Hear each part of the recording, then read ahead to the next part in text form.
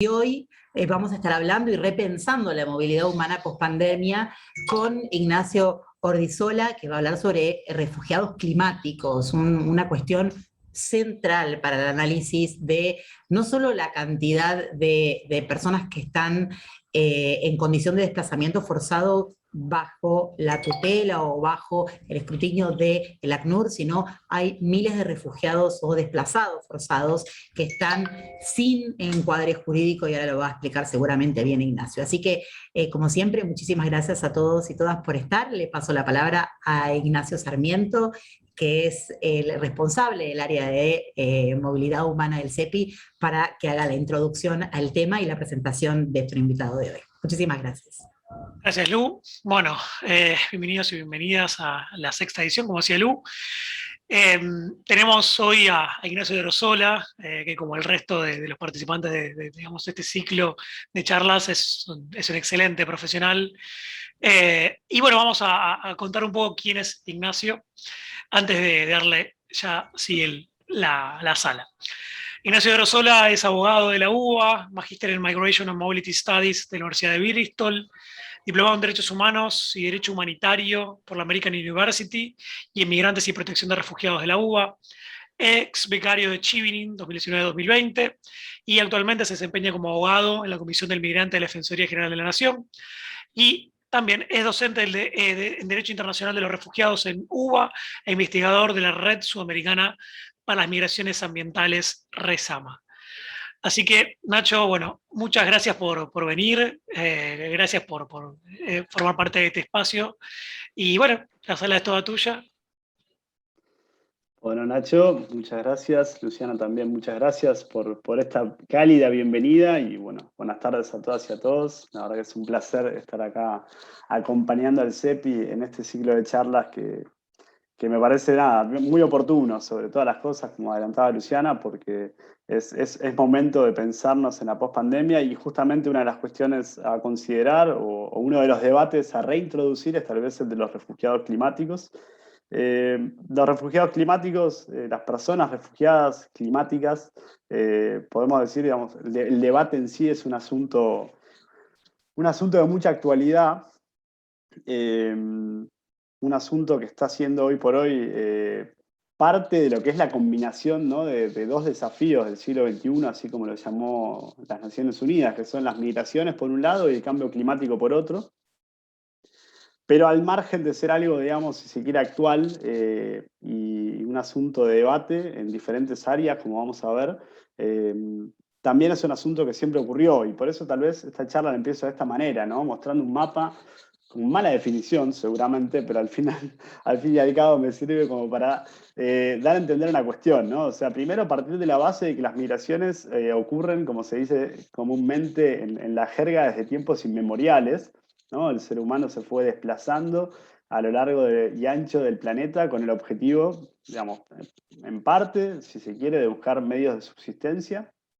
También lo hizo de manera forzada por la violencia, por los conflictos y diversas situaciones que lo obligaron a buscar lugares mejores, digamos, donde desarrollar una vida digna, y también lo hizo justamente por factores climáticos, ¿no?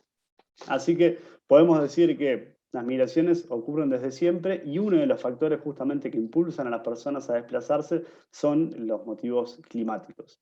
Y este asunto, hoy por hoy, se ve reforzado, si se quiere, por la crisis climática, ¿no? Cuando hoy pensamos en las migraciones por conflictos, por diferentes circunstancias, también tenemos que ponderar a la crisis climática como un impulsor, ¿no? Como una razón para que la gente se desplace. Y vamos a encontrar ejemplos, y aprovecho el mapa, también a lo largo y a lo ancho de todo el planeta. Sin ir más lejos, pensemos, por ejemplo, en el corredor seco en Centroamérica, en Guatemala, Honduras, El Salvador, incluso hasta Nicaragua, donde, por ejemplo, las sequías están generando que los medios de subsistencia, que por lo general puede dar la Tierra no sean los suficientes como para poder subsistir y que la gente se esté desplazando en busca, por ejemplo, de mejores condiciones de vida hacia el norte, ¿no? Y en gran parte cuando pensamos en esto que encontramos en los medios de comunicación, denominados caravanas migrantes, muchas de esas personas se desplazan por factores climáticos. También vamos a encontrar situaciones similares en el Cuerno de África, por la desertificación, la falta de agua dulce, que permite a las personas poder cultivar la tierra.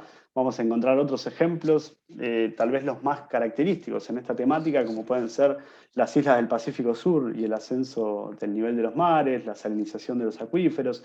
En fin, hay un montón, digamos, de ejemplos a lo largo del planeta, pero también hay complejidades, y justamente en unos minutos voy a mostrarles cuáles son los principales desafíos en la temática.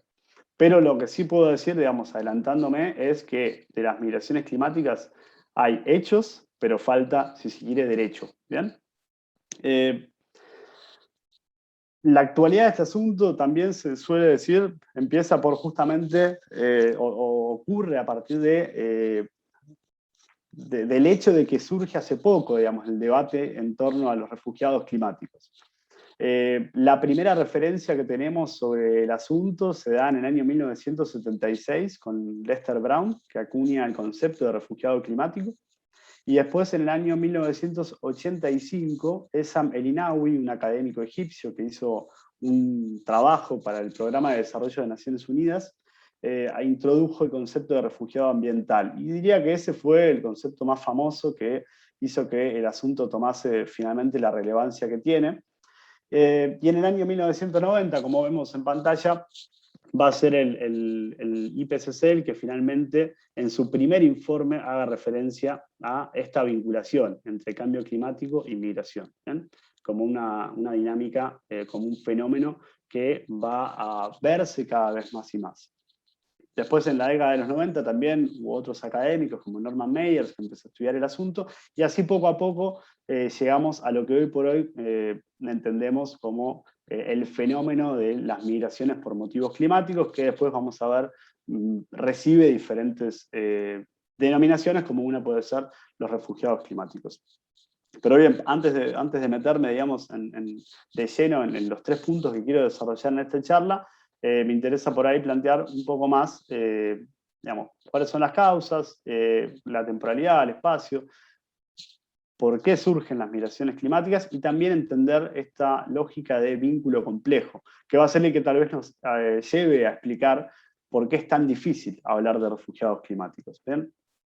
Y ahí, como van a ver en pantalla, las causas que van a generar justamente la migración van a ser en principio 3, ¿no? Los efectos repentinos, por un lado, que vamos a tener a los huracanes, inundaciones, podemos pensar en tornados, deslaves, todos aquellos efectos que surgen de manera espontánea en la naturaleza y que se ven agravados justamente por los efectos del cambio climático. Después, los efectos de producción lenta, como la elevación del mar, la desertificación, como mencionaba más temprano, puede ser también la salinización de los acuíferos, y diferentes cuestiones que justamente van a darse de manera paulatina y que van a ser tal vez un poco más invisibles a los ojos, pero que van a estar ocurriendo y que están justamente sucediendo hoy por hoy. Y después las causas asociadas, que son aquellas que se dan producto de la vinculación del ambiente y la incidencia del ser humano, ¿no? Como pueden ser los megaproyectos, accidentes nucleares, también puede ser, por ejemplo, la creación o la construcción de diques, y ejemplos similares.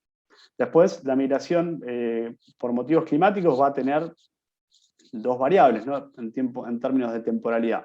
Va a ser una migración eventualmente temporal, y comúnmente decimos que la migración temporal es la que sucede a partir de los efectos repentinos, o va a ser de efecto permanente, como resultado justamente de aquellos factores que se dan de manera paulatina, pero de manera definitiva también, ¿verdad? Como puede ser, por ejemplo, la desertificación o la elevación del mar, pensando en este último ejemplo en lo que puede ser una isla del Pacífico Sur, ¿bien?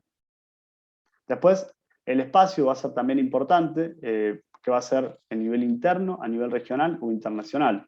Y acá vamos a tener que hacer una aclaración, porque cuando pensamos en el espacio, a nivel interno, vamos a decir la persona que migra por cuestiones climáticas va a mantenerse dentro de las fronteras de un Estado, y cuando es regional e internacional, lógicamente va a trascender esa frontera. Y ahí vamos a tener que hacer una diferencia que en minutos voy a ahondar, pero que es que en el primer caso la responsabilidad de proteger a estas personas va a estar dada por el propio Estado, y después regional o internacional va a estar dada por el Estado al cual la persona ingresa por estos motivos. Por último, la migración por motivos climáticos va a ser una estrategia de adaptación. ¿Bien? Puede ser una medida reactiva, pensando en los efectos repentinos, y en la migración temporal, es decir, ante, por ejemplo, un huracán o una inundación, la persona va a decidir migrar en busca de un espacio en el cual estar segura, y de manera preventiva puede pensarse como una migración, como una estrategia de adaptación, tal vez voluntaria, en el que la persona empieza a denotar que el espacio en el que vive empieza a sufrir justamente los efectos del cambio climático, y volvamos, si quieren, al ejemplo del corredor seco en Centroamérica. Las personas están viendo poco a poco, año tras año, cómo la tierra deja de dar la producción que les daba, y entonces, a partir de la menor cantidad de ingreso, empiezan a entender que tal vez los medios de subsistencia no están dados para poder vivir de manera digna. Entonces, por eso es una medida, si se quiere, preventiva la migración. Con todo esto, digamos, con todo este combo de cuestiones, vamos a entender entonces que la migración es un fenómeno multicausal en este sentido, ¿bien? ¿Por qué? Porque justamente, como ven en pantalla, la crisis climática funciona como un amplificador de factores sociales, económicos, políticos y otros tipos. ¿Y aquí quiero ir con esto? Que justamente lo que va a hacer la crisis climática es va a ser difícil, mejor dicho, comprender si es realmente el cambio climático la principal razón por la cual la persona está migrando, ¿bien? Y eso es tal vez el punto central a la hora de estudiar a las migraciones por motivos climáticos, y en definitiva ahondar en el asunto de los refugiados climáticos. Justamente es poder desagregar toda la información que tiene la persona que analiza un caso, por así decirlo, y entender si realmente es, al final del día, el cambio climático aquel que está generando que esta persona se desplace de manera forzada, ¿bien? Esta multiplicidad de factores va justamente también a obligar a los estados a abordar esta cuestión de manera integral, ¿no? Y cuando digo de manera integral es tanto en la investigación como en el abordaje de las políticas públicas y de las prácticas, y también a considerar el impacto diferenciado que el cambio climático va a tener sobre diferentes personas, ¿no? Y justamente cómo va a afectar a las diferentes personas. Porque hay personas que van a ser más resilientes a los efectos del cambio climático, mientras que otras tal vez no lo sean. Entonces eso implica justamente tener cierta maniobrabilidad para poder ajustar las políticas públicas a las necesidades de cada persona que migra por estas razones. Bien, con esta así breve introducción, entonces, el punto siguiente es empezar tal vez por el final, ¿no? Que son los desafíos. Y acá es tal vez donde vamos a enfocar un poco más la charla. 3 desafíos concretos, dentro de muchos otros que hay, me parece que van a ser suficientes como para poder usarlos de disparadores y tal vez profundizar el estudio, ya sea en otro encuentro, en otra oportunidad, o incluso en diálogos de café, cuando lo quieran. Pero la idea es empezar por lo pronto por hablar de la ausencia de una terminología internacionalmente aceptada. Y ahí pongo en tela de juicio el concepto, si es refugiados climáticos lo que conviene, lo que es más acertado o no. ¿Bien? Bueno, cuando hablamos de refugiados o personas refugiadas, en principio vamos a hablar de personas que trascienden una frontera internacional. ¿Bien? En pantalla van a ver la definición que hay sobre refugiados a nivel internacional. ¿Bien? Una definición, digamos, pues se puede leer en cuanto asunto sea vinculado a los refugiados, que habla de los fundados temores de que la persona sea perseguida por motivos de raza, religión, nacionalidad, pertenencia a determinado grupo social u opiniones políticas, y se encuentre fuera de su país de nacionalidad, y esto es muy importante, y no pueda, o a causa de dicho temor, no quiera acogerse a la protección de su país, de su propio país. ¿Bien? Cuando leemos esta definición y pensamos en refugiados climáticos, automáticamente vemos un vacío, ¿verdad? Porque no podemos hacer encajar la definición, bueno, mejor dicho, hacer encajar el concepto de clima, ¿no? A la naturaleza como un factor de persecución. Y eso es justamente una de las principales limitaciones que hoy tiene la temática. Hoy por hoy, la definición de persona refugiada de la Convención sobre el Estatuto de los Refugiados de 1951 parecería que no da respuesta a la necesidad de brindar protección a las personas que se ven desplazadas de manera forzada por los efectos adversos del cambio climático. Y con relación a esta definición, hubo diversas propuestas. Por ejemplo, se intentó enmendar la Convención del 51, intentando agregar factores climáticos a esta, pero se dijo que justamente eso podría debilitar a los otros motivos de persecución. Otra de las cuestiones que se intentó hacer respecto a esta definición fue hacer ingresar a las personas en la pertenencia a determinado grupo social, en esa categoría específica, pero eso fue desechado, digamos, por el Alto Comisionado de Naciones Unidas para los Refugiados.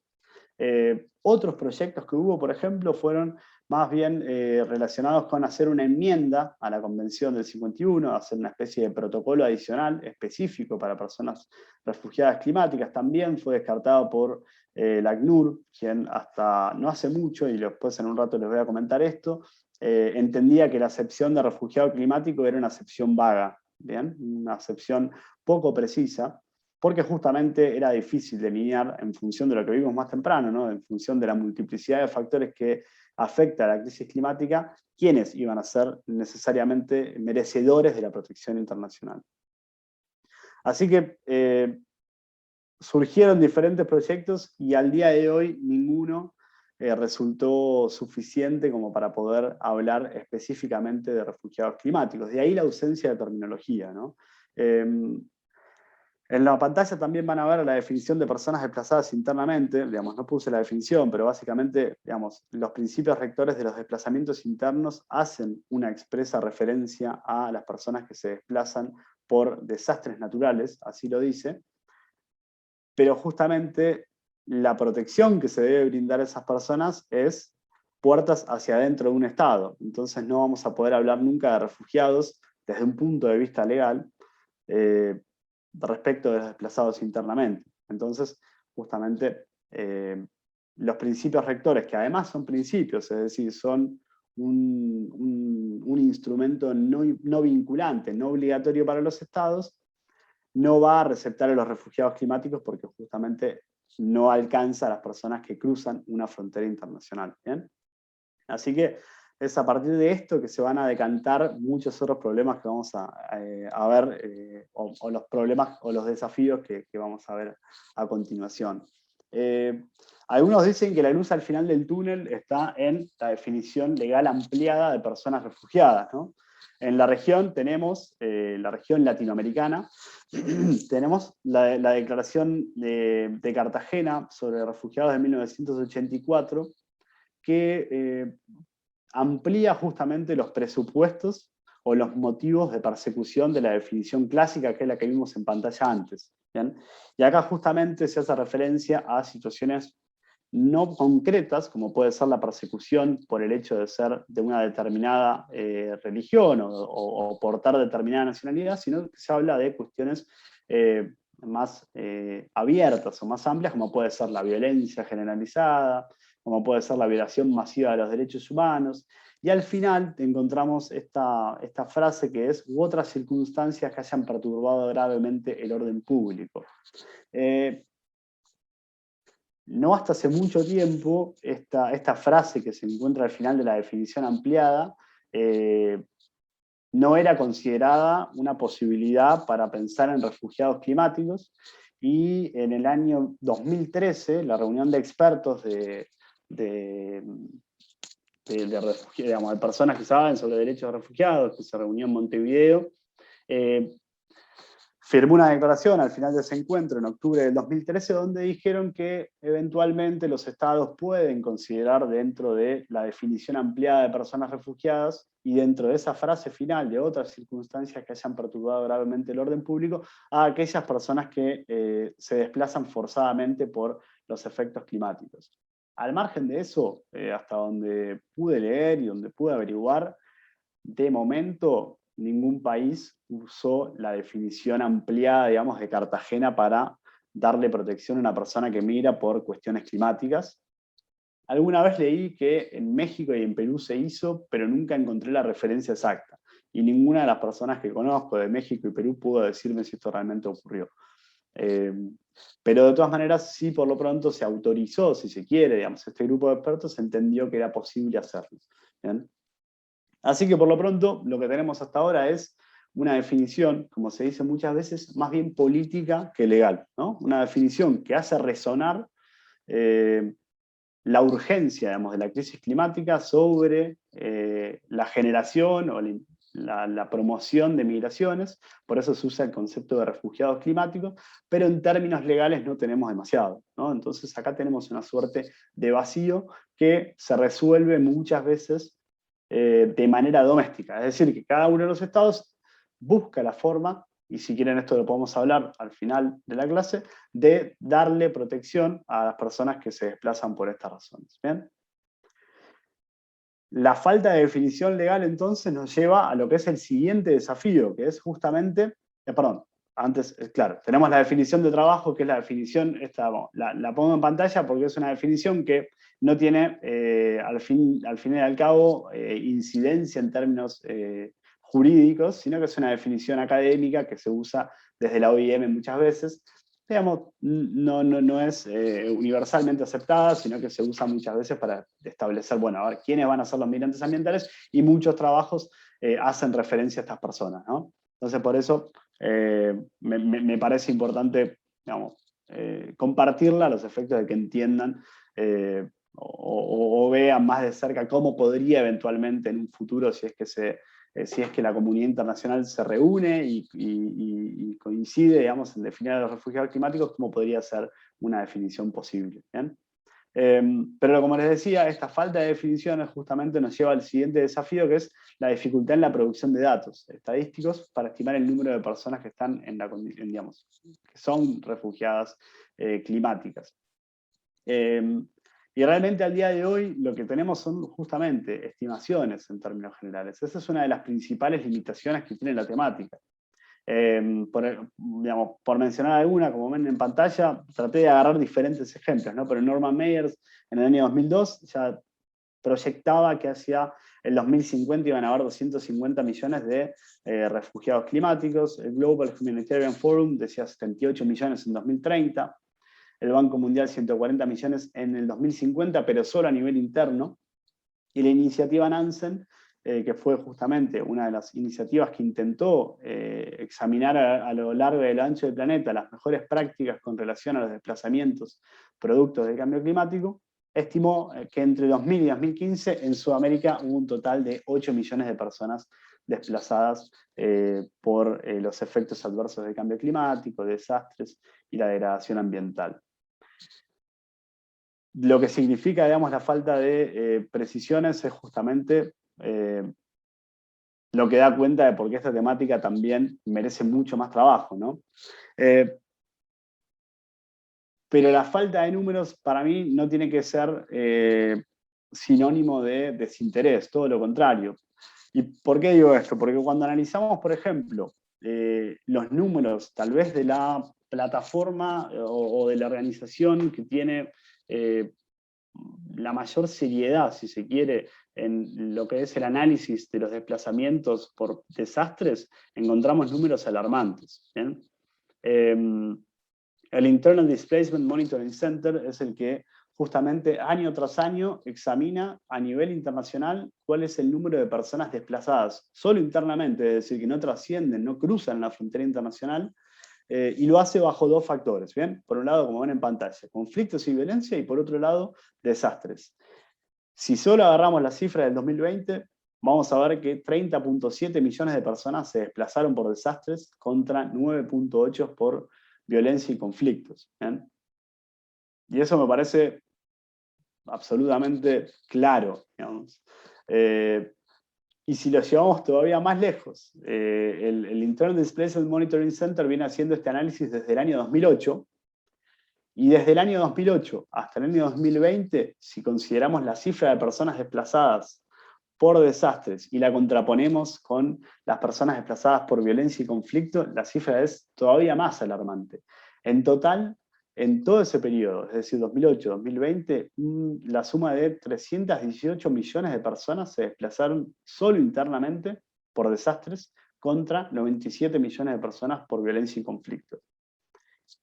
¿Por qué hago hincapié en esto también? Porque justamente esto revela la importancia del asunto, que muchas veces cuando pensamos en personas refugiadas o en personas que se desplazan forzadamente, nos focalizamos únicamente en examinar razones que tienen que ver con conflictos armados, sean internos o internacionales, y no ponemos el ojo de análisis en los factores climáticos, ¿no? Esto es digamos, a las pruebas me remito, por así decirlo, el número es bastante claro, ¿no? Y me lleva justamente a un debate que seguramente ya han tenido en este ciclo de charlas y que seguramente también tengan cuando se junten, cuando tengan la posibilidad de escuchar a la gente de SEAR, que es justamente esta cuestión, ¿no? Que me gusta plantearla en estos términos. Los inocentes climáticos versus la climatización de las fronteras. ¿Quiénes van a ser los inocentes climáticos? Y la gran mayoría de personas que migran por motivos climáticos no suelen ser personas que viven en el norte global, básicamente. Sí, sí las hay, obviamente, pero digo, los inocentes climáticos son aquellos que pertenecen principalmente a los países que menos emisiones de gases de efecto invernadero generan. Sin ir más lejos, por ejemplo, cuando pensamos en la situación del Mediterráneo. Vemos a Europa, que está completamente fortificada hace años, ¿no? Con el sistema Frontex, con políticas cada vez más restrictivas, con acuerdos de dudosa legalidad, como puede ser el acuerdo de la Unión Europea y Turquía, el acuerdo de la Unión Europea y Marruecos.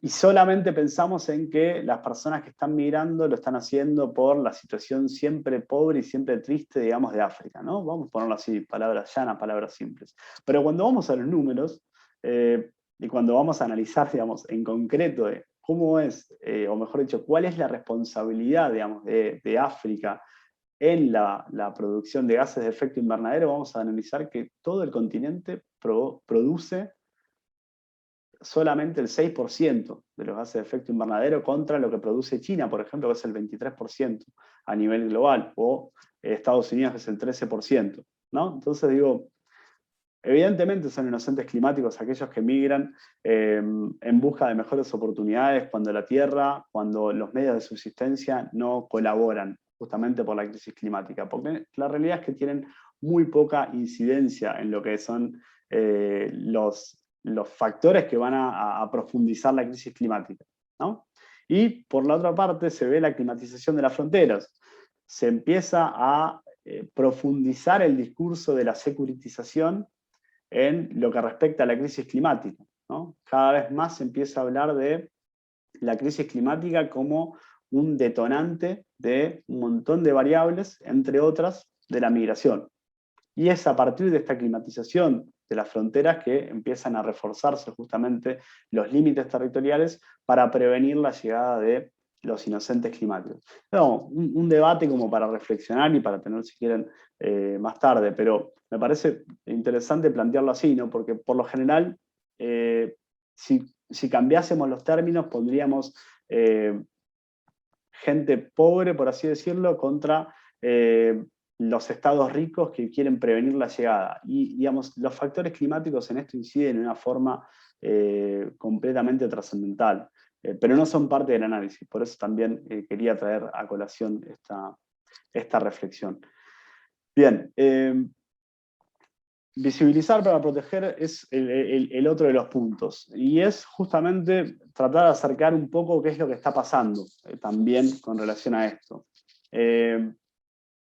Las migraciones por motivos climáticos sí, hoy por hoy, llaman la atención de la comunidad internacional, a pesar de, digamos, de este panorama, digamos, que propongo, y de la falta de definiciones, y de la falta de datos, y lo hace y con bastante claridad. En el caso particular, en pantalla ven 3 agendas, ¿no? Que son las agendas climáticas, migratoria y de derechos humanos, Y son tres agendas, digamos, que podríamos pensarlas, digamos, iniciativas, por así decir, universales, ¿no? Principalmente impulsadas por las Naciones Unidas. Son tres agendas que convergen, ¿bien? Son tres agendas que de manera tridimensional abordan a las migraciones por motivos climáticos. En primer lugar, la agenda climática. En el año 2015 los estados firmaron el Acuerdo de París. En el Acuerdo de París, por primera vez, se hizo referencia explícita a las migraciones en un documento vinculante. Previamente, en el año 2014, en la COP16 de Cancún, se había hecho referencia a que los estados debían empezar a examinar la vinculación entre la migración y la crisis climática, pero finalmente en la COP21, que es la del Acuerdo de París, se hace referencia explícita a los migrantes en el preámbulo del acuerdo, y al mismo tiempo es a partir del Acuerdo de París que se crea el Task Force on Displacement, que es justamente un grupo de trabajo que está bajo el ala del Mecanismo Internacional de Varsovia sobre pérdidas y desastres, que se encarga de analizar sobre todo las medidas que se deben adoptar o las medidas que se están adoptando para mitigar y prevenir las migraciones por motivos climáticos, y al mismo tiempo también para elaborar datos que sean un poco más fiables y así poder alentar políticas que busquen la protección de estas personas. ¿Bien? En segundo lugar tenemos la agenda migratoria. La agenda migratoria tiene también varias aristas. Acá yo por ahí únicamente propongo el Pacto Mundial para las Migraciones del año 2018, pero desde un punto de vista migratorio hubieron otras iniciativas, como la que mencionaba más temprano, que fue la agenda Nansen, la iniciativa Nansen, perdón, que justamente buscó entre el año 2012 y el 2015 examinar a lo largo y del ancho del planeta diferentes prácticas de los estados tendientes a dar protección a las personas que migran por motivos ambientales.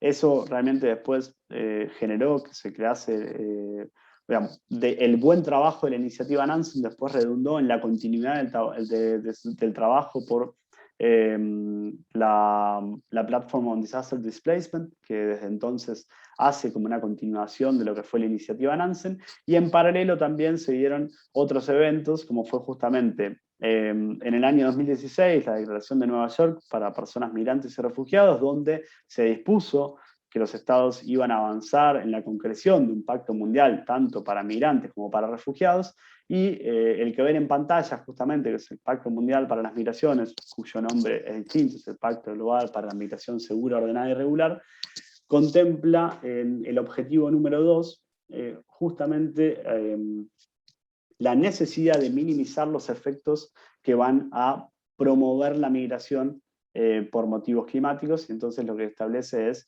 una serie de requisitos de cómo los estados deben actuar a los efectos de minimizar la migración y eventualmente, si ocurre la migración por motivos climáticos, qué tipo de protección deben brindar. Por ejemplo, propone que los estados un área, digamos, en términos regionales o eventualmente en términos bilaterales establezcan alertas tempranas o prevean, por ejemplo, la concesión de visas humanitarias para las personas que cruzan por motivos climáticos.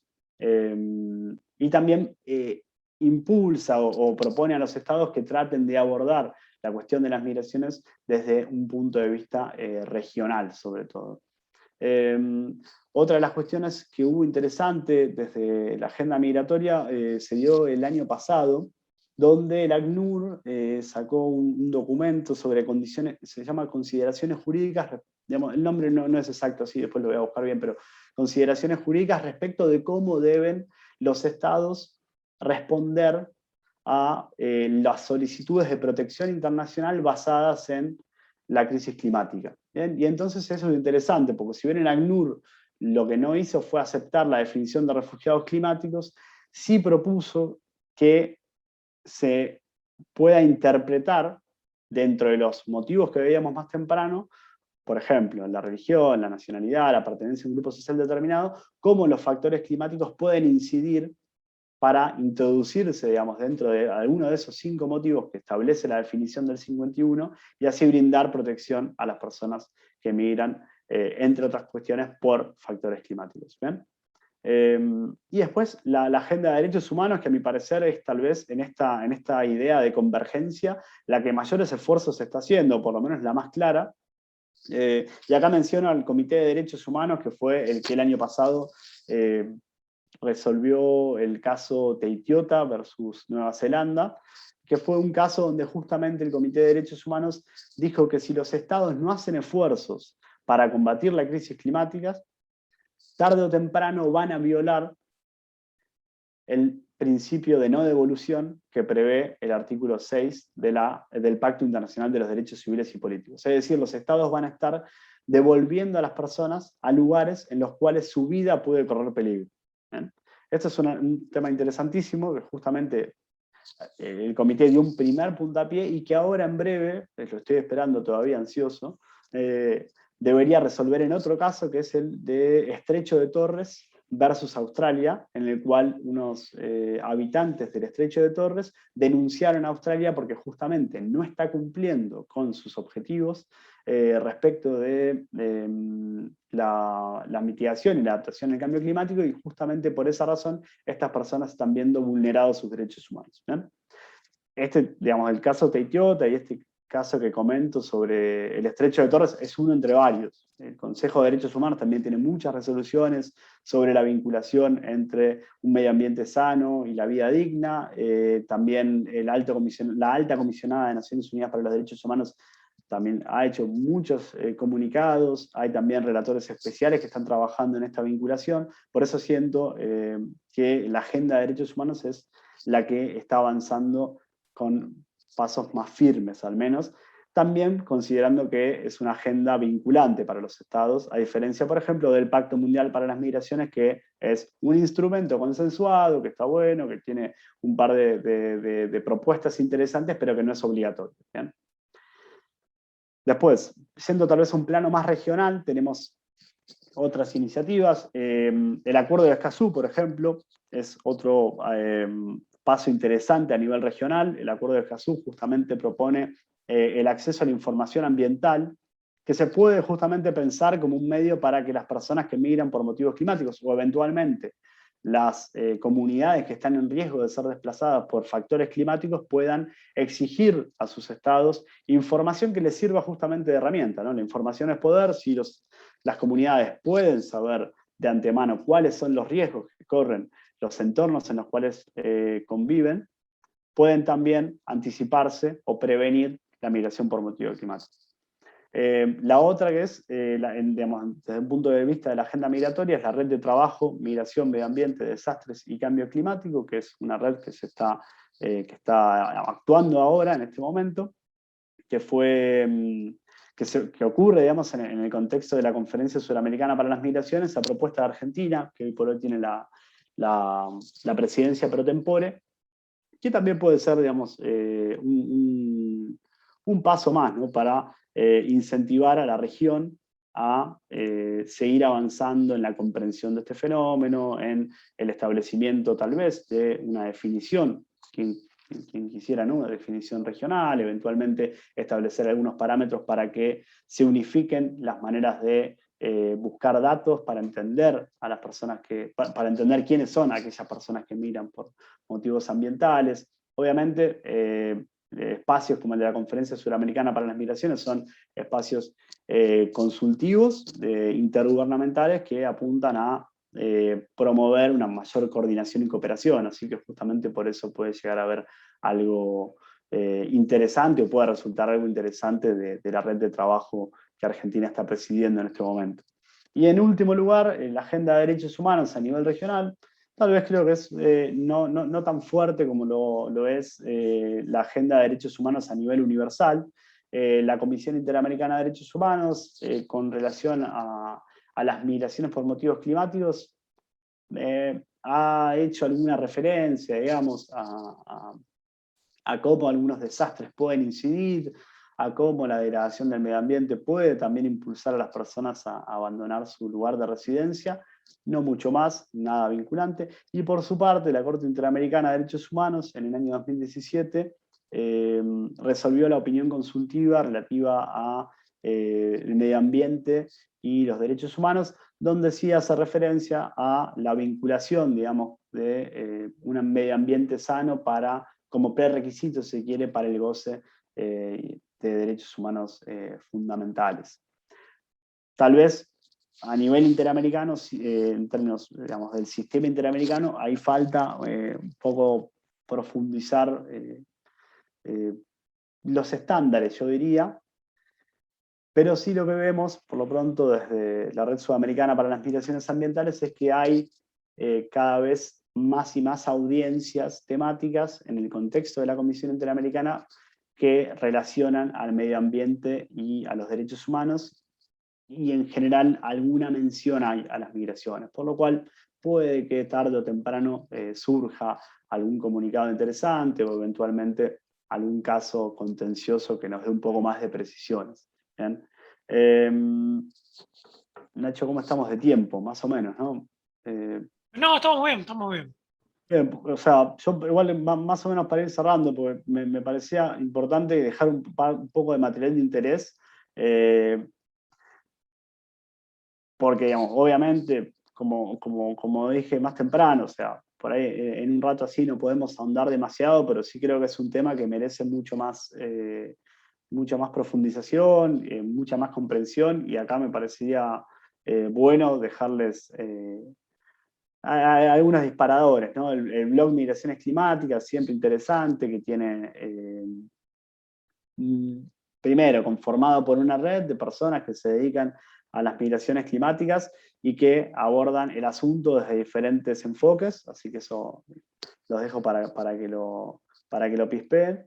Después el Migration Data Portal, que es tal vez la base de datos en términos numéricos más interesante, que sirve muchas veces para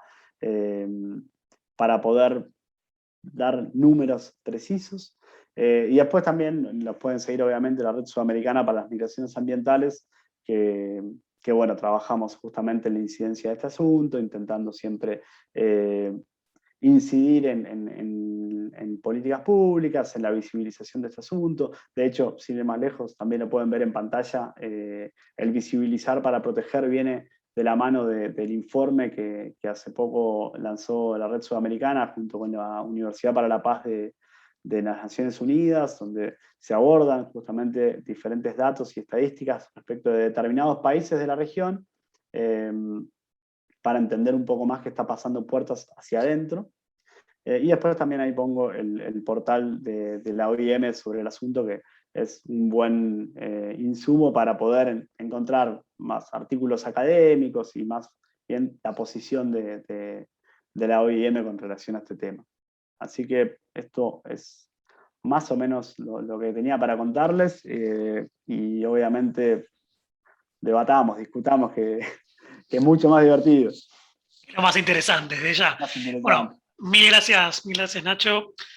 Bueno, como te contaba hace un ratito, en off hay gente que vino a escucharte, así que, bueno, abro el debate. Yo tengo varias preguntas, 4 o 5 preguntas, pero no, como siempre trato de no monopolizar. No sé, ¿quién quiere empezar a hacer preguntas? Bueno, salvo que alguien levante la mano o abra el micrófono, cualquiera de las dos cosas está más que bien. Cami, Yo. si quieres... perdón. Sí, Armando. Ahora después, Cami, te dejamos. Bueno, muchas gracias al CEPI y al expositor por esta excelente presentación sobre las migraciones ambientales o los refugiados por factores climáticos. Una preguntita. Usted hizo perfecta alusión al artículo 6 de la Convención sobre el principio de no devolución, y eso está claro que los estados no lo deben hacer, por lo menos sin violar la Convención. Y tenemos datos muy concretos, bueno, no sé si muy concretos, pero tenemos por lo menos estimaciones, conforme ha dicho, sobre los migrantes que ha habido. Ahora, esos son, eternamente quedan migrantes allí.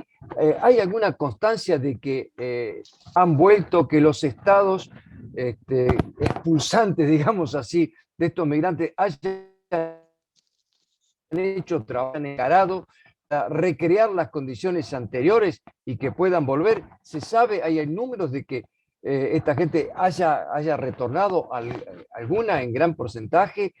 ¿Hay algún dato de eso? Porque uno ve que la migración es migración, migración, migración, ¿no es cierto?, en gran número.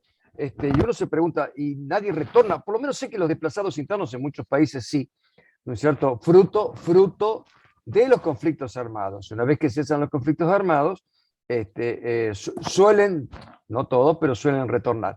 Pero no tengo idea, estos migrantes por factores climáticos. ¿Hay alguna estimación al respecto de esto? Bueno, Armando, gracias por la pregunta.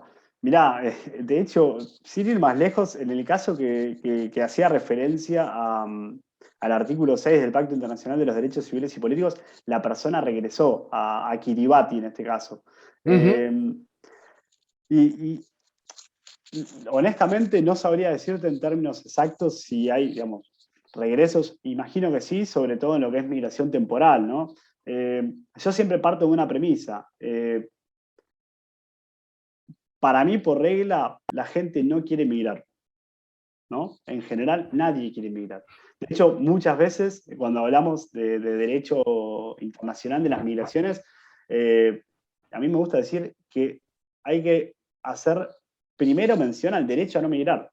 Porque si uno piensa, digamos, en términos internacionales, cuál es el número de personas que migran, saquemos factores climáticos, pensemos en términos netos, aproximadamente 250 millones de personas, un poquito menos, son migrantes a nivel internacional. Sí. Eso representa tan solo el 3% de la población mundial. Digo, eventualmente podemos pensar en que la gente prefiere no migrar. Y si lo hace, siempre prefiere regresar.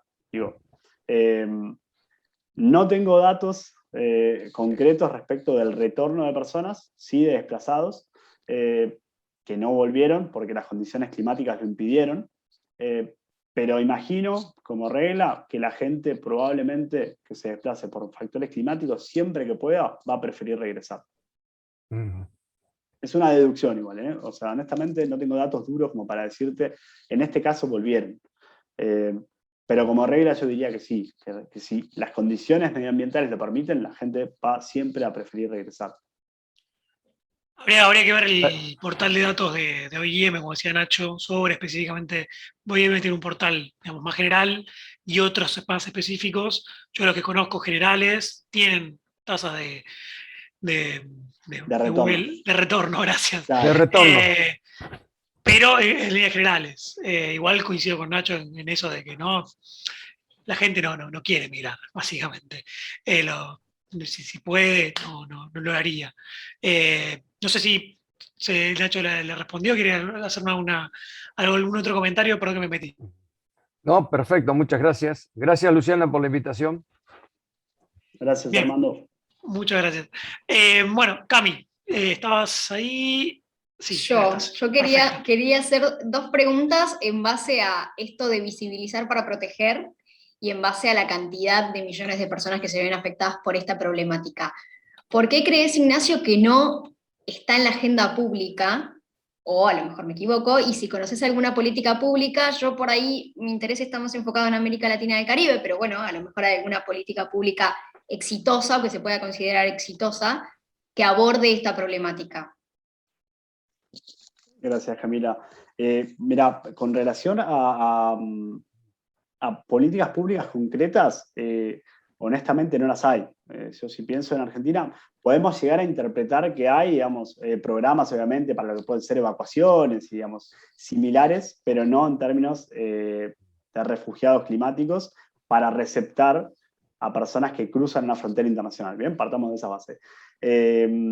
Por ahí te puede interesar mucho el informe que mostraba de Rezama, Visibilizar para Proteger, porque hace un análisis de cómo los estados justamente están abordando el asunto a nivel doméstico, de nuevo, no pensamos en el cruce de fronteras internacionales. Y después, si queremos pensar en las personas que migran hacia la Argentina por factores climáticos, esto no es una política pública, pero sí es un dispositivo legal, que es justamente el decreto 616/2010, que prevé la concesión de una protección especial para aquellas personas que arriban al Estado argentino producto de desastres naturales. ¿Bien? Una especie de visado humanitario. Eso es una tendencia, y creo que en la charla lo decía, que le voy a comentar acá, en casi todas las legislaciones migratorias, al menos, de la región, hay una referencia explícita a visados humanitarios. Podemos pensar que tal vez eso es un parche, pero al menos es algo, para proteger o para que las personas que cruzan por razones climáticas una frontera internacional tengan algún tipo de categoría migratoria que las ampare durante su estadía en el estado de recepción. ¿Bien? Saliendo de estos casos así, después tenemos políticas concretas, como fueron las de Brasil y las de Ecuador, respecto de las personas haitianas que se desplazaron producto del terremoto de 2010. Tanto Brasil como Ecuador dispusieron expresamente por decreto la concesión de visados humanitarios por un lapso, en el caso brasileño, de 5 años, si mal no recuerdo, en el caso de Ecuador durante 2 años, de las personas haitianas que llegasen a territorio ecuatoriano, brasilero en su caso, por los efectos del terremoto. Bien, y ahí en ese caso se vio con claridad cómo el terremoto fue un desencadenante de un montón de otros factores o de un montón de otras problemáticas, pero que siempre se tuvo en claro que fue el terremoto el principal generador de esos desplazamientos. ¿Ah? Así que tal vez en torno a estas cuestiones, o en torno a este ejemplo, mejor dicho, vas a poder encontrar políticas públicas más concretas. Y de hecho el Mercosur tiene un compendio, un trabajo sobre la migración haitiana en la región sudamericana, que te puede llegar a dar alguna pauta si te interesa. Y te lo puedo compartir si quieres también. ¿Puedo hacer otra? Perdón. Sí, obvio. Perdón, Nacho, me metí. De repente coordino el espacio. No, está muy bien. Perdón, la última, prometo. ¿Qué rol o cuál es tu opinión sobre el rol de los organismos internacionales o demás organizaciones? ¿O qué podrían asumir, qué rol podrían asumir en caso de que no lo estén haciendo de la manera... Bueno, no sé, no quiero inducir a la respuesta. No, a ver, lo que veo es que hay, sí veo que hay un genuino interés de parte, digamos, de, sobre todo, el nivel universal, ¿no? De parte de Naciones Unidas sí veo que hay trabajo, sí veo que hay un interés genuino en abordar el asunto. Pero lo que siento, y creo que es una tendencia, digamos, actual respecto de las migraciones en general, es que las respuestas se tienen que dar a nivel regional. ¿Y por qué lo pienso así? Porque a nivel regional también es más fácil, ¿verdad? O sea, es mucho más fácil que Argentina negocie un acuerdo o negocie una solución a estos asuntos con Uruguay, con Brasil, con Chile, Paraguay, Bolivia, por una cercanía no solo geográfica, sino también histórica, de vínculos culturales, que la negocie Argentina con Kiribati o Vanuatu, ¿no? Entonces, pensado en esos términos, creo que ya sea el Mercosur o la OEA son los que tienen que impulsar las respuestas a este fenómeno. Y de hecho, un dato más, que me parece para nada menor, es que el Pacto Mundial para la Migración Segura, Ordenada y Regular hace referencia constante a la región, a lo regional, a la búsqueda de soluciones bilaterales, regionales. Creo que si mal no recuerdo lo había estimado, 50 veces menciona la palabra regional, el Pacto Mundial. 50 veces. Eso es un mensaje claro, ¿no? O sea, las respuestas están a nivel regional. Así que me parece que la salida está por ese lado. Y después, me estiro un poquito más también, hay mecanismos ya vigentes que pueden servir, ¿no? O sea, el acuerdo de residencia de Mercosur de 2002, que está ahí olvidado, que se enmarca, digamos, dentro de una institución regional como es el Mercosur, que a veces se la tilda de lastre, lo que queramos, es un instrumento muy importante porque justamente garantiza la libre circulación, mayor o menor medida, y en términos comparativos tal vez no será la Unión Europea, de las personas que son del Mercosur asociados, y en el caso argentino no hay distinción siquiera que seas de Surinam, Guyana o Guyana francesa. O sea, incluso a esas personas también las alcanza. Entonces, ese tipo de instrumentos son los que tal vez hay que perfeccionar a los efectos de poder brindarle protección a las personas que se desplazan por motivos climáticos, me parece. Bien, muchas gracias. Bueno, un poco mis preguntas iban algunas en base a lo que acaba de decir Nacho. Para vos, ¿ya existen herramientas en los sistemas internacionales, regionales y los foros internos de cada país? Un poco lo has explicitado justamente recién también. Con respecto a la definición de refugiado o migrante climático, digo, ¿existen herramientas ya que se pueden utilizar? Sí, de hecho, está buena la pregunta porque me viene al pelo. Digo, mirá, Bolivia y Perú son dos países que tienen una definición expresa de migrantes climáticos. O sea, Bolivia en su ley, que es la 370, tiene la definición expresa de migrante climático y es una definición que abarca tanto a las personas que migran internamente como a las que migran a nivel internacional. Y después la ley marco de Perú, perdón, la ley marco de cambio climático de Perú también establece la definición de migrante por motivos ambientales y además prevé un mecanismo en el cual el Poder Ejecutivo, ante la inminencia de un desastre, tiene que establecer las políticas respecto de las personas que migran por motivos ambientales. Así que tal vez esos dos son casos de avanzada. Y son dos buenos ejemplos también, me parece, para considerar. Después, lo que podemos pensar es si hay que perfeccionar o no esas definiciones, ¿no? O sea, son definiciones que se tomaron en un ámbito estrictamente doméstico. Pero bueno, pueden sí, obviamente, trascender las fronteras. Después, saliendo de eso, no hay mucho más a nivel regional.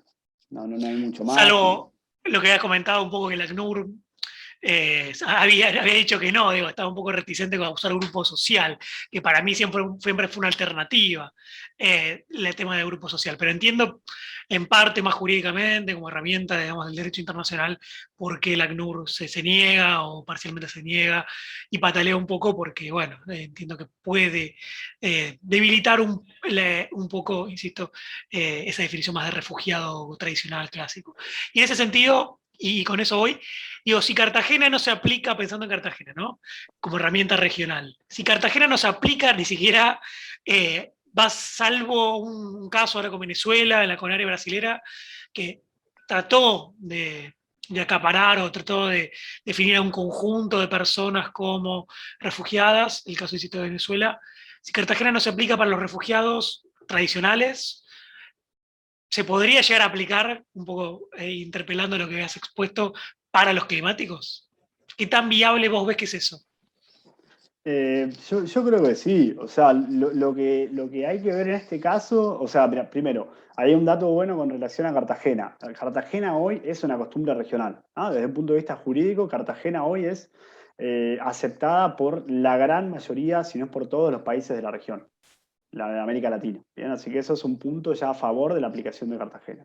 Ahora, la cuestión que sigue a la aplicación de Cartagena, que de hecho está prácticamente en casi todas las normativas o las leyes de refugiados y refugiadas de la región, o sea, es decir, es derecho duro, es que se den las condiciones también, ¿no? Porque, digamos, también hay que pensar en lo que viene detrás de ser refugiado.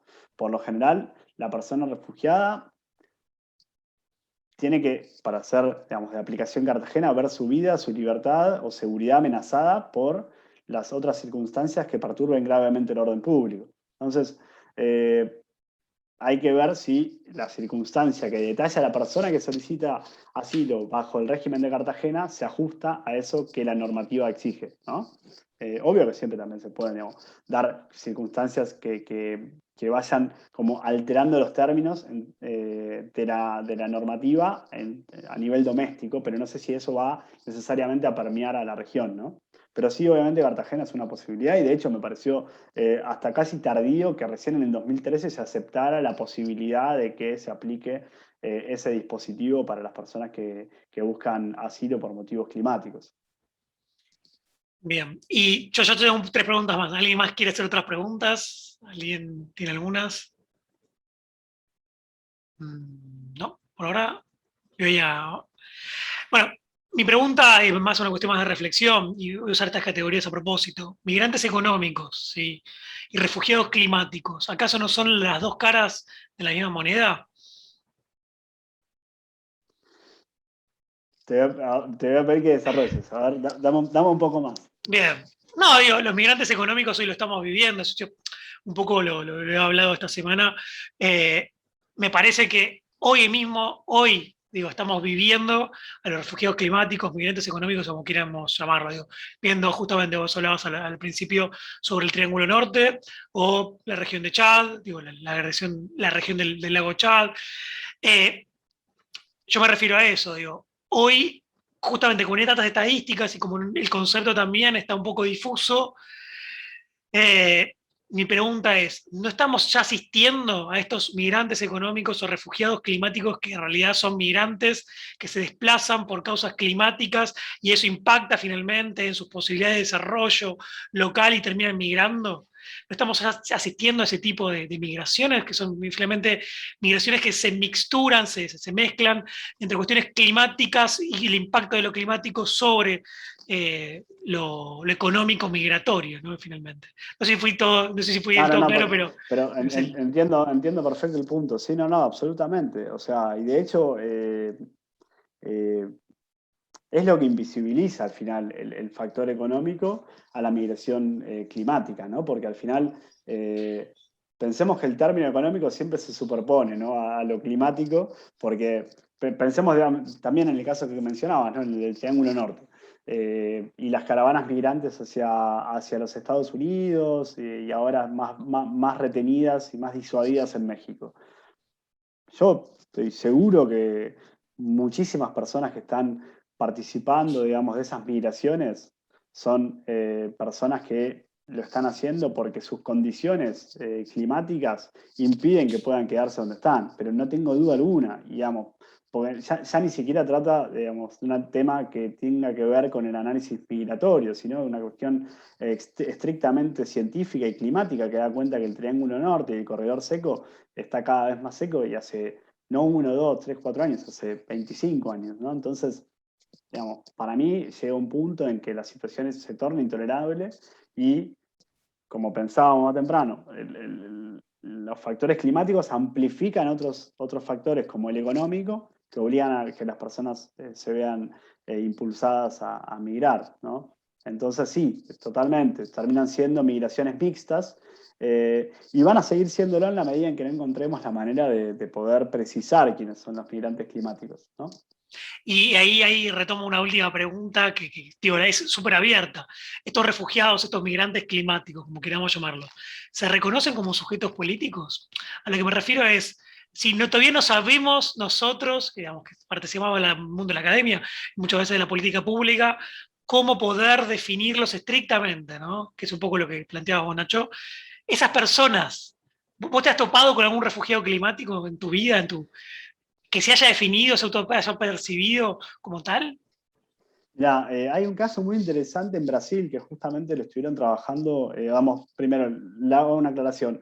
La Red Sudamericana para las Migraciones Ambientales tiene sede en Brasil, digamos, y Erika Pires Ramos, la directora, justamente viene trabajando en esta temática hace muchísimos años y en parte ella es la que ha llevado, digamos, al terreno la incidencia de la resama. Y hay un caso muy interesante justamente en la región no te quiero mentir con los nombres, pero después lo puedo compartir, donde justamente una comunidad indígena que tenía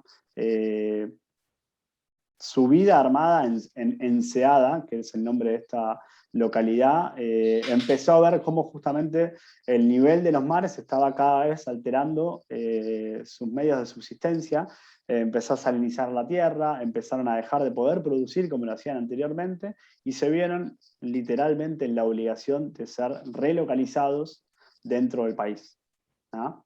Y es un ejemplo, hace poco incluso lo volví a leer porque siempre me llama la atención, digo, está mucho más cerca de lo que creemos, muchísimo más cerca. Ahora, por cierto, también hay un proyecto para examinar cuáles son los efectos del cambio climático respecto de la migración en el Gran Chaco, ¿no? Otro caso más como para... Y hay muchos casos. Obviamente, en lo personal, yo trabajo con migrantes, personas migrantes todos los días, y nunca vino una persona y me dijo, quiero regularizar mi situación en la Argentina porque me tuve que ver obligada a desplazarme por el ascenso del río, digamos, no sé, del río Paraná, ¿no? Nunca pasó, nunca sucedió. Pero estoy seguro que en muchos aspectos, muchas de las personas que vienen de países limítrofes tienen alguna necesidad que se vincula con el medio ambiente. Seguramente nos empiece a pasar próximamente. Va a pasar. No creo que falte mucho para que pase eso. Ahí Ana Escalante preguntaba qué lugar tiene el abordaje de este tema en la próxima COP. Ana, gracias por la pregunta. También es un tema súper importante. O sea, cada vez empieza a tomar más espacios en la COP el tema de las migraciones. En la COP25 tuve la suerte de ir, de hecho, y estar ahí. Hubo un side event, o sea que tampoco fue la gran cosa. No hubo muchos avances con relación a la vinculación entre migraciones y cambio climático, pero por lo pronto desde Cancún 2014 la temática está en la órbita de las COP. Lo que sí creo, y puede ser un dato que nos dé un poco más de luz a este tema, es que el próximo informe del IPCC, que van a lanzarse, digamos, la segunda parte del informe que tenía que haber entregado el IPCC hace poco, se va a lanzar el año que viene y justamente tiene que ver con los impactos del cambio climático en términos sociales. Y yo creo que ahí vamos a tener más precisiones y también por la incidencia que el IPCC tiene en las COP, van a haber todavía más iniciativas que aborden esta vinculación. ¿No? Pero estoy seguro que el IPCC, si ya lo dijo en 1990, lo dijo en 2018, que hay un vínculo inevitable entre la migración y el cambio climático, va a volver a decirlo el año que viene y por lo pronto en la COP que sigue a Glasgow seguramente va a haber algo más para decir al respecto. Bien. ¿Alguien más quiere hacer una pregunta? Sí, Cristian. Hola, buenas noches, Ignacio, ¿cómo estás? Gracias por la exposición.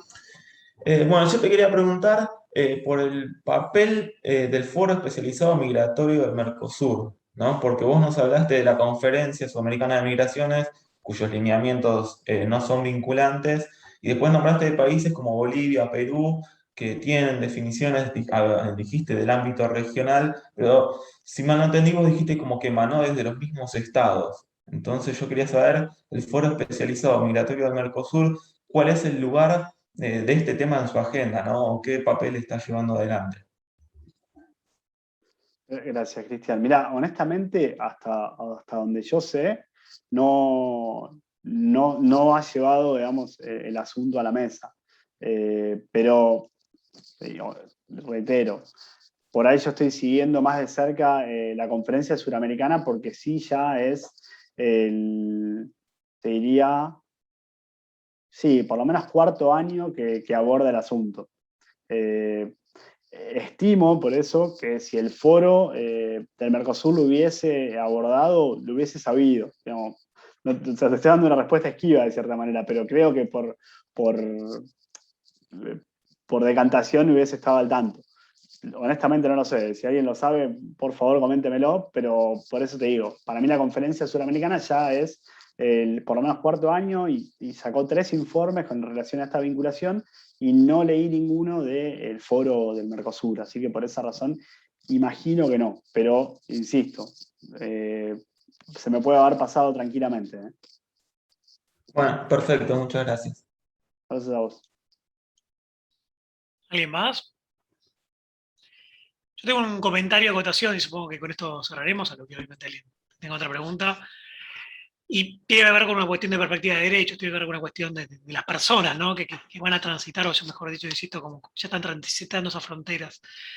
Básicamente me parece, Nacho, supongo que coincidirás, decime, que no importa cómo se regularice la situación migratoria de estas personas, migrantes, refugiados, etcétera, lo importante es que finalmente se haga a través de las visas humanitarias que estabas comentando hace un ratito, pero lo que pasa en las visas humanitarias, lo único que yo diría ahí es que son absolutamente discrecionales.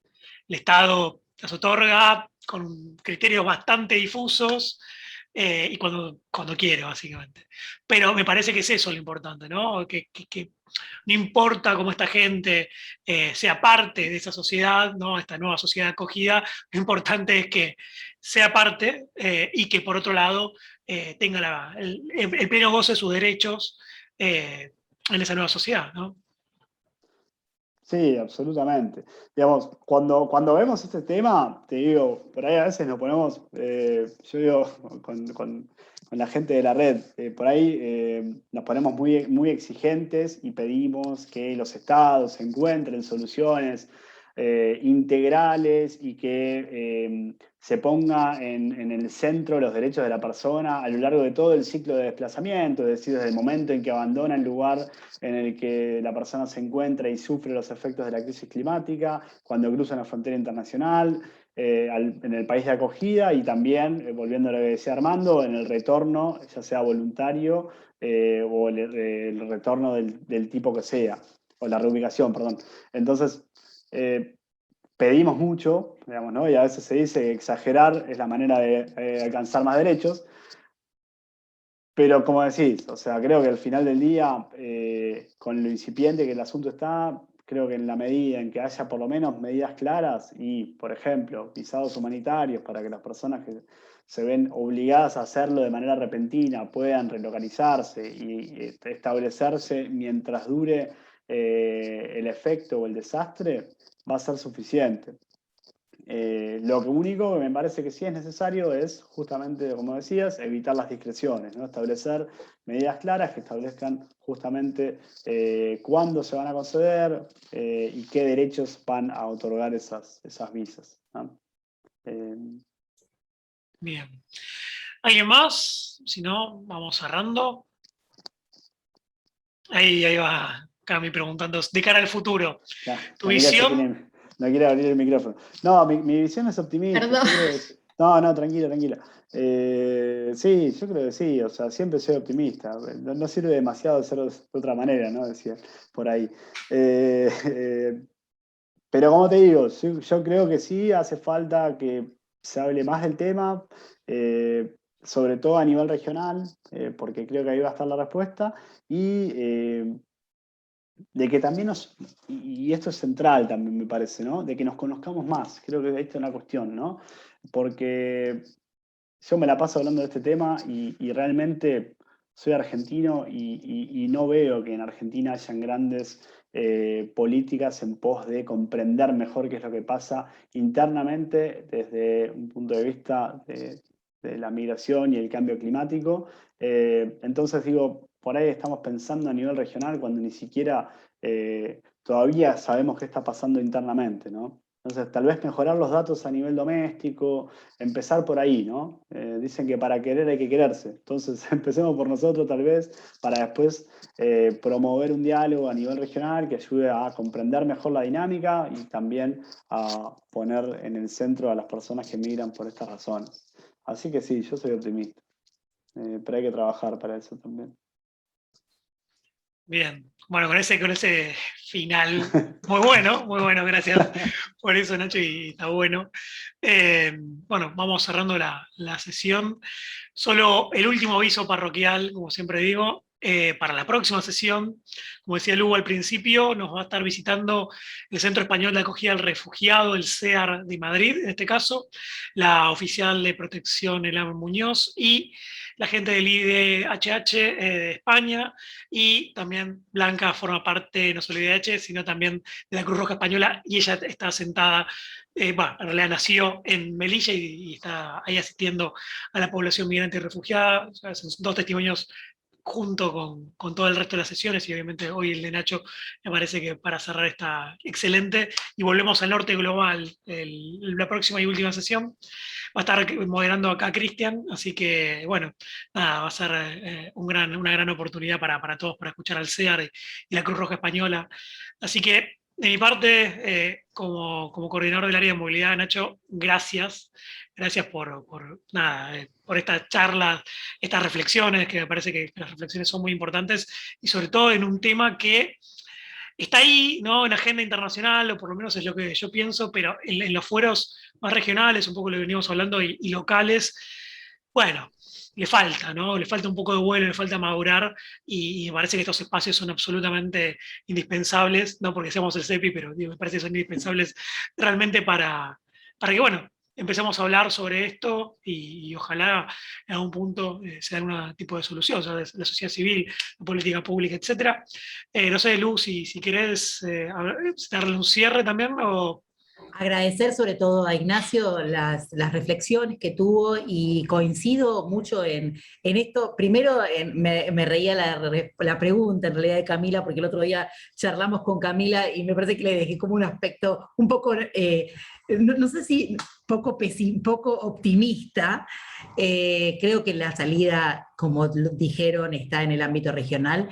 Y creo que también una reflexión es que nosotros internamente, más que nada ahora empieza la época de lluvia en octubre, la Argentina es, por nuestra vasta territorio, es un lugar donde el cambio climático se va a ver en todo sentido. Se está viendo, hay sequías, inundaciones, incendios forestales, nevadas, baja agua en el Paraná. Digo, la Argentina, por su extenso territorio, sé que estamos en un centro de estudios internacionales, pero sí que en Argentina nosotros podemos llegar a tener graves problemas en términos de desplazamientos internos de población, y no sé si desde el SINAGIR o desde las autoridades nacionales estamos contemplando la necesidad de tener un adecuado sistema de protección habitacional y de contención habitacional sobre esto. No sé si se acuerdan. Desde el CEPI, nosotros con la Universidad del Politécnico de Milano hicimos varias veces workshops que tenían que ver con el diseño de infraestructura habitacional para la acogida, o digamos, para todo lo que es el desplazamiento interno de población por cuestiones de catástrofes naturales o cambios climáticos.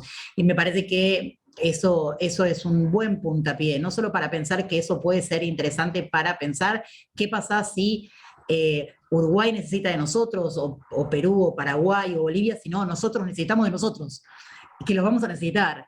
Y justamente ese workshop, que era una idea multidimensional y de conectar los académicos, no solo del ambiente legal y social, sino los que están haciendo arquitectura, diseño de urbanismo, digamos, abrir esta concepción legalizante, digamos, de solo ver las cuestiones de papeles, sino pensar que toda esa gente va a necesitar un hábitat temporario que le permita establecerse de alguna manera en alguna parte de nuestro territorio, para no tener un desborde social.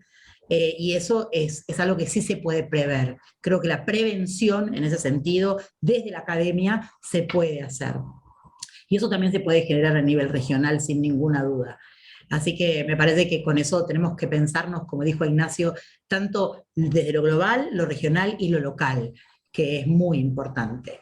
Así que muchísimas gracias, Ignacio, muchas gracias, Cristian, muchas gracias a nuestro invitado Ignacio, al brigadier Bonadeo, a Camila, a todos los que sin ninguna duda estuvieron escuchándolo atentamente, porque nos dio, sí, y vuelvo a repetir, una esperanza de alguna manera, una posición bastante positiva en entender que por ahí regionalmente podríamos encontrar algunas de las soluciones.